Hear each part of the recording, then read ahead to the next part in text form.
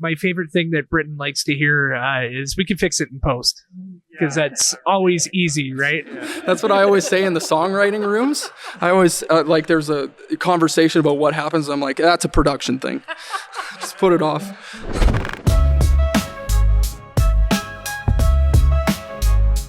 All right, welcome back to another episode of Airdrie Inside. I am your host, Chris Glass, and I am here with Brad and Ryan Fleischer.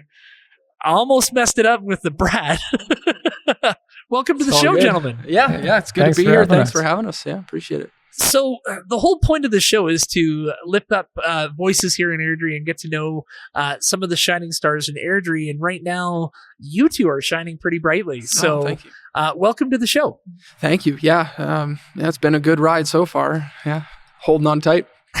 That's great. So tell me a little bit about your history in here, Sure. here in Airdrie, your roots in the city, and how you got started. Yeah, well, we're brothers, 15 months apart. Flaysher's our last name, or it's based on our last name, basically.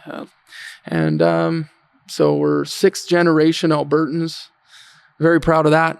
Lived in Airdrie our whole lives. Yeah, born and raised. So. Wow, that's not something most people can say. Most people moved here to buy a cheaper house. Yeah. And then stuck around. Yeah. Right. Yeah. But yeah, no, I think Mom mentioned that when she brought me home from the hospital as a newborn, there was one street light up. Yes. That they were just finishing apparently the construction of. So it's grown a lot. Now we have a lot. Yes. Just by street alone. There's a few. Yeah. Yeah. So. It's been great. Airdrie's a great spot to, it was a great spot to grow up and also, start our own business essentially. Yeah. You've seen the city grow from 20,000 people to where we are now. So you've seen all the changes in the city. Yeah. Too young probably in the first bit to really kind of understand it all, but, through the years to kind of be a piece of growing with the city has been a very neat experience in many ways. Yeah, we grew up playing all kinds of events, right? Like we played the Airdrie parade even way back in the day. Yeah, a lot of people started actually getting to know us through that. Yeah, we did. Yeah, like you say, it's been incredible to see Airdrie grow as much as it has. Because I think even since the first time we did that, I remember can't remember the number it was, but we were talking about the population of Airdrie when we were in the parade. And I think it's grown probably 30,000 since then. So, well, we were 13, 14, I think, when we were rolling through the parade, Canada Day. So I had a Canada Day experience last year. I was lucky enough to be the parade marshal, and great, yeah. My 4-year-old daughter got to come with me, and the parade people, Terry, just wonderful lady, made Malia a sash that said parade marshal. Oh, and great. So Malia told everybody at her daycare that she was the parade marshal. And here I am, being paraded through the city, and I'm being upstaged by this 4-year-old who's waving at everybody, and all her friends are calling out her name. It was crazy. She's 100% more popular than I am in the city. Kids just have a way of humbling us. Eh? Oh yeah. No matter what you think you're good at, your kid's better at it than you. Okay, so you go from the parade, so a real breakthrough moment there, and then what's the next step? Well, we were super inspired growing up, listening to all sorts of classic rock and 90s country artists, just kind of the time frame we were in, and going to work with Dad. He owned his own construction business, so we kind of we were with him on the radio. Yeah, it was either Country 105 or pushing the tape, Dad. It was cassette, and he pushed in a tape, and it was either Bruce Springsteen or Bryan Adams or Bob Seger. So we were kind of inspired by actually Meatloaf too. So a bunch of. You just rattled off a couple of really big favorites of mine. Yeah. And they're not talked about all the time. No. Bruce Springsteen, yes, but a lot of them aren't. Bob Seger, I'm surprised how, for such incredible art, how seldom I hear his name come up. But We Got Tonight has got to be one of the, I listen to that amazing. song once a week. Yeah, it's great. Fantastic. And so some great storytelling, right? And, yeah. And some down home lyrics on the countryside in the 90s country, Alan Jackson, Tim McGraw. So with all of that, we were really inspired by storytelling through songwriting, but too young to have our own stories yet, really. So it kind of started back then. We talked about starting a band. Didn't know how to play an instrument or anything like that, but we were in the backseat of this truck talking about it. And Frozen Fire was the band name we tossed around. We were like 5 or 6. Good thing that one didn't work honestly, out. Not bad for 5 or 6. Well, but it isn't bad. it's bad, but we're gonna rebrand the show Frozen Fire with Chris Glass. No, don't. Okay. It's trademark. But yeah, so like that's what kind of got us into it a little bit. And then when we grew up, we played a bunch of cover songs through the parade. And then you asked like what came after that. Well, it was like, okay, well now that we're kind of playing some more community events, we played Irricana and Drumheller and Carbon and all these places playing a bunch of cover shows. And it was like, okay, well, we've now built some stories of our own. What do we have to contribute as artists? Now it's our turn to inspire, through our songwriting. It's time to tell our stories. So we went out to Toronto, a 2-month program out there, where we learned that it was kind of songwriting kind of drifted towards country music. So yeah, because it was kind of funny. Like, so once we had our own stories, like Brad mentioned, we actually released our first EP in 2016. But that was kind of on the rock side where we started. And then, as Brad mentioned, in 2018 is when we went out to Toronto. And it's funny when you go to the big city, right? That's when you realize how that's when your country roots shine through, right? All the stories we had to tell, everyone was like, man, sounds like a country song. We talked about crushing truck beers before a party, and that's when it hit us. But yeah, like we missed our family, our parents, our girlfriends at the time, and the mountains. Yeah, driving our trucks, and Grandpa's farm, like all these things that, play into our authentic roots. So came back home and wrote more country. Well, the thing I'm a huge fan of country music. I grew up very similar to your story, not necessarily working in anything country. I couldn't be near a horse if my life depended on it. I'm allergic to them, but my parents were huge Chris Christopherson fans and Reba McEntire and Alan Jackson, just like you were saying, all of the songs you grew up on. Yeah. So I love the specificity of country. It gets really deep into the individual story. Mm-hmm. It's not surface level. Mm-hmm. And that's what my big love of country music comes from, is that how specific it is to that person's story, and that person's, a lot of time it's around pain. That person's emotional pain and that emotional story that they've had. Yeah, there's some wisdom that comes through. It's not all about just partying and having a good time. There's some more, the ups and downs of life are kind of in there. So yeah. So you come back from Toronto, come back home and decide we're really country artists in our heart. Yeah, like we did kind of coming back. We had a bunch of songs that we had written, kind of, playing all these cover songs. Like we played some country and we played some rock and we played some pop songs even. So we came back and we did kind of experiment with the different sounds a little bit, because we had all these songs written, some in the pop vein, some in the rock vein, some in the country vein, and kind of played with the sound a little bit, tried to figure out where we sat a little bit, and made some demos and that kind of thing. But really, by 2020, we were ready to actually make that leap. Coming from rock at the time, there was a lot of Dallas Smith was one of the only main ones that had done the switch from rock to country. So some of our fans were a little bit like, I don't know what's going to happen here, but we just believed in, like, it's our art at the end of the day. So we're at the helm of the ship, so to speak. And so it was time to record a few songs and singles in country. And yeah, it was a process for sure, because like we were inspired by like such a variety of music.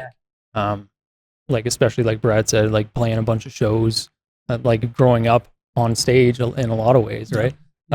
So there were a lot of songs that really kind of pulled at us. So it was, like I said, it was a bit of a process, because it's like, it's. Are you saying goodbye to that style? To some extent, because like you do have to narrow in at some point. Yeah. So yeah, we found our blend, and we've been running with. Yeah. I find some of the most interesting artists aren't really confined to that title either, and it's okay for, by no means the kind of music you guys are doing, but I look at the evolution of somebody like Childish Gambino, who went from rap to kind of a funk to kind of I don't know where it's going to end up. Yeah. And you see that with a lot of artists as they mature, they find their voice and they find that happy medium between what they thought they were going to be and then where they actually are. So it's neat to watch that whole process take place, especially here in town. Yeah. Yeah. It's been really great, kind of, like I said, like playing a bunch of shows around here. Like, one of our first shows was Grace Baptist Church, honestly. We're right across from Burt Church High School. Like, we didn't go there or anything, but it was, we had a friend that was in high school with us that was like, hey, we're doing a fundraiser. Can you come out? So, yeah, like we're, no matter where we drive in Airdrie, it's like, oh, yeah, I remember playing there, so. Well, one of the things that also kind of blows my mind, and I've said it a couple of times today, just the community, the music community here is so strong. It is. There's so many good artists. Yeah. In a city of 90,000, it seems like we're punching above our weight when it comes to the Airdrie sound, if you will. And it's great to see so many artists succeeding right now. Yes, it really is. Yeah, we, obviously living here our whole lives, like we're good friends with a lot of them, and it's fantastic, really. Like, you've always got, shoulder to lean on through the artist woes. And at least a similar story, similar plight. Yeah, no, it's great. Even if it's just to grab a beer with a friend and kind of chat through whatever you're working through and have that sounding board. Like, we're all pretty close in this area, so. Great. Well, let's talk about your projects that are on the go right Sure, now. So where are you right now? Did a lot of recording over the last little bit here. It's, it was a bit of a quiet year, I'll say, in 2025 for us as we were working behind the scenes, prepping for 2026 here.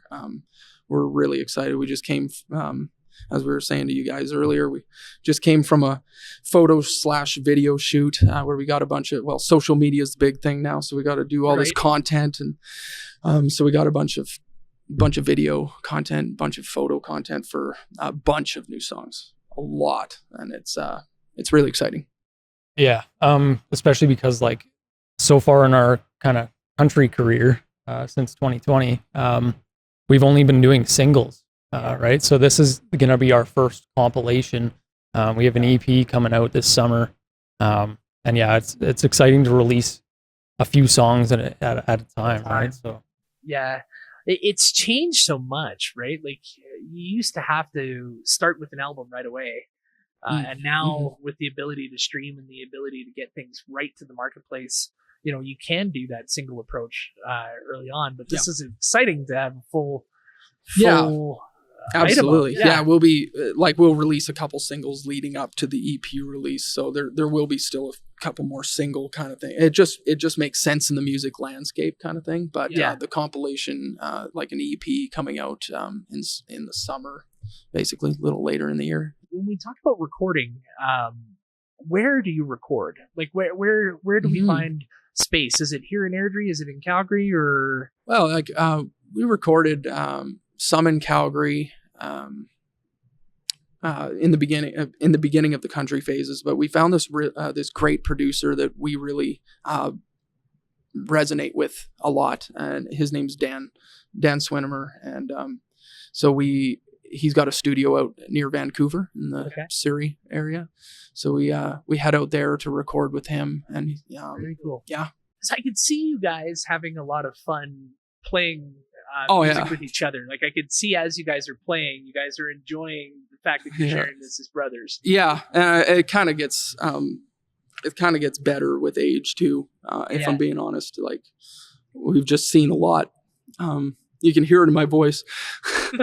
We've just seen a lot, like the ups and downs of running a business together and playing on hundreds and hundreds of stages. And just like writing songs together, like you start to, as with any kind of art, teaches the artist a lot about themselves. And to to be joined by a brother through that process, where you get to also not only watch that person learn about themselves through the process of making art, but also have them share in your journey too. Yeah. It's a very, very kind of cool thing. I think it's funny too, because it's like, it's easy to get complacent and take each other for granted because we've been working together for so long. But it's funny, every once in a while we'll run into someone and they're like, man, you guys are so lucky. Yeah. Like my brother and I didn't get along or whatever, right?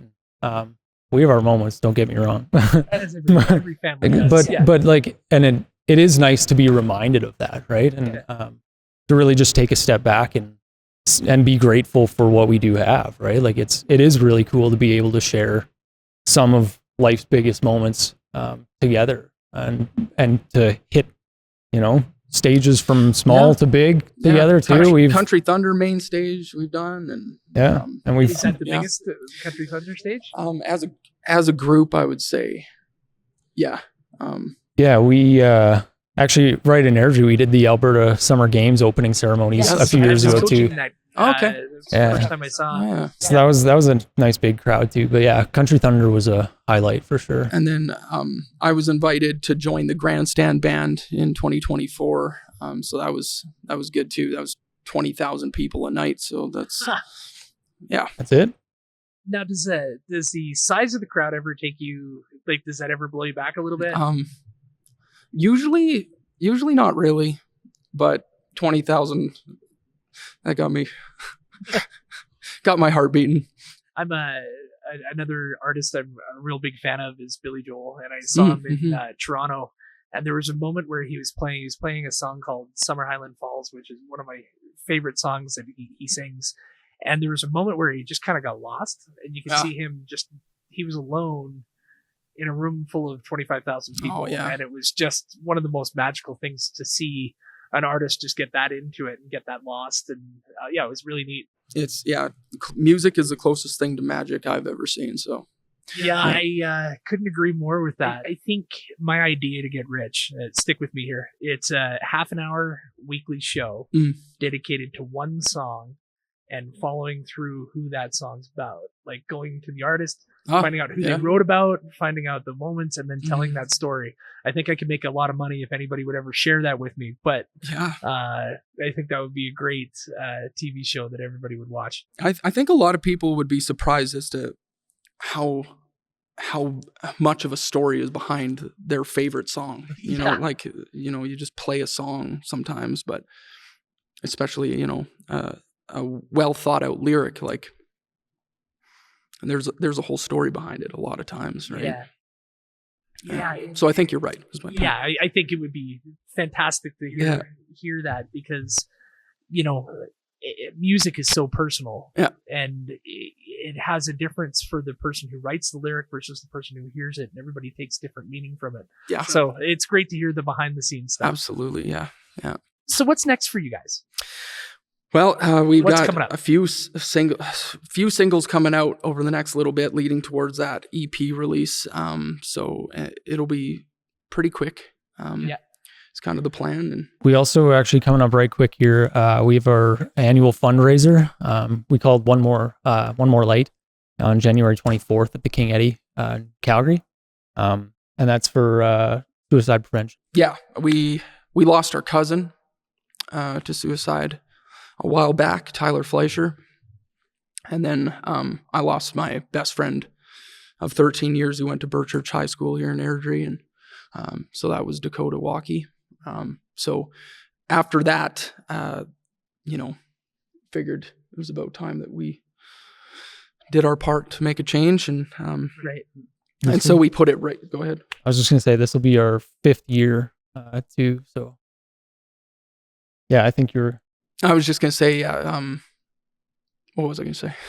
It's our 5th year, and it's just nice to kind of have something like that. Like, we put it right in January, because January, it's a hard time. We got the Blue Monday, they call it, and so we try to put the event pretty close to that, and that way, the way that we describe it, One More Light is the title, and that could mean be one more light for the people around you. We don't want one more light to go out. be it another life, or the event itself, we see it as one more light to look forward to in your year, especially in the middle of kind of a dark, literally darker month. Yeah. So especially in Alberta, the sun goes down. Yeah. It's right after the bills come out. Yeah. Yeah, it's and hard. sometimes you just need something like, I don't mean to make it sound simple, but keeping it light, like something to look forward to, something to hope for, it's it goes a long way. And we're supporting an Airdrie charity as well, Thumbs Up Foundation. Yeah, they're fantastic. They are. Yeah. So yeah, they do great things, and we're always happy to, help in hand. and it's been a sellout every year, knock on wood. So if you're interested, So how can we make it a sellout? Where do we go to find tickets? it's on Show Pass. If you hit our Instagram page, Flaysher Music, you could just hit the link in our bio and head to grab a couple tickets. Perfect. So everybody who's listening needs to go buy a ticket or two. And the King Eddie's a beautiful venue It is. for it. It's It such really an is. iconic music venue. Yeah, and all the proceeds go to the cause, of course. So yeah. Excellent. Well, gentlemen, thank you so much for spending some time with me today. I'm going to give your voice a rest, and You're I hearing look it, forward are to you? the 24th, Yeah. and I really appreciate you spending some time and playing for us today. Absolutely. Yeah. Thank you guys. Appreciate Thank it. Excellent. And thank you for joining us here on Airdrie Inside. We're going to be back with more episodes next week.